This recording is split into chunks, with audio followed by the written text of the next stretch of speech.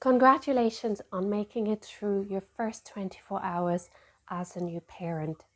Your baby may now be a little bit more alert than during the first day of life and perhaps even a little bit fussy as they adapt to life outside the womb.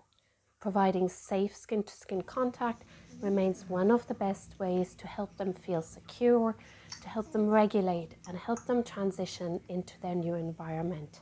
Skin-to-skin contact also gives your baby frequent unrestricted access to the breast, encouraging them to feed. At this stage, you're producing small amounts of colostrum and nutrient-rich, easily digestible first milk. Colostrum is the ideal food for newborn, and it helps babies to pass their first sticky poo, the so-called meconium, easing their transition to digesting milk. As colostrum is available in small quantities and passes easily through the digestive tract, newborns often cluster feed, especially in the evening and at night time. During cluster feeding, babies tend to feed in close succession, switching from breast to breast with only short breaks in between, perhaps for just a cat nap, a nappy change, then they want to go again and feed again. And that's not only because milk is very easily digested, but also to stimulate mum's milk supply, to bring in the milk and to build an adequate milk supply for the coming weeks and months.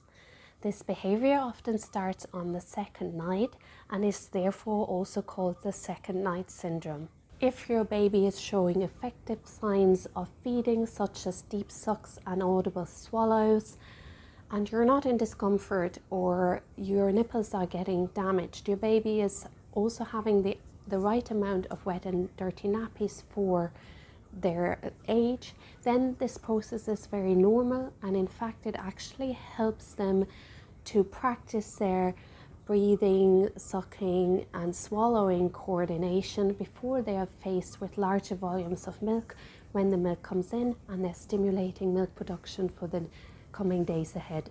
Cluster feeding can be really tiring and exhausting, especially if you've had a long labour. But if your baby's latching well and receiving milk, it is worth persevering without the introduction of formula unless it's medically indicated. Early supplementation with formula and regular formula top-ups can impact your milk supply. Your baby's weight development and their wet and dirty nappies will indicate whether they're receiving enough milk. Most babies lose some of their weight after birth. As they are born, they start eliminating, they start passing urine and meconium, and perhaps even pass some of the fluids that you've had in labor if you've had a lot of IV fluids in labor or during a cesarean section. So they may lose up to 7 to 10% of their birth weight. Even at 7%, it is indicated for you to have a feeding assessment to ensure everything is going well. And then they should regain their birth weight by 10 to 14 days postpartum. While breastfeeding shouldn't be painful, you may experience temporary nipple soreness due to postpartum hormones and learning the new skill of breastfeeding. Changing breastfeeding positions can help by relieving pressure on the same nipple area. After a feed, you can express a few drops of breast milk and apply it to the nipple and areola area, and breast milk has natural healing properties. If your nipples become more sore and perhaps even damaged, consider using a nipple cream such as pure lanolin. You can also use coconut or extra virgin olive oil. And I've previously made a whole entire video on the nipple care products and what to use for sore or damaged nipples, which I will link here. Day 2 postpartum can feel quite overwhelming as you're still processing all these new experiences, you're still processing the birth, and now you're responsible for an entire human being.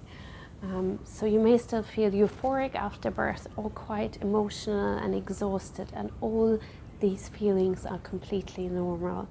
If possible, ask your support person to briefly watch the baby so you can have a shower, eat something, or simply rest. Taking a little bit of time away or handing your baby over to your support person can help you recharge. But it's also completely normal if you're reluctant to hand your baby over and leave with your support person. Even that's completely normal too. So really follow your gut and what's right for you.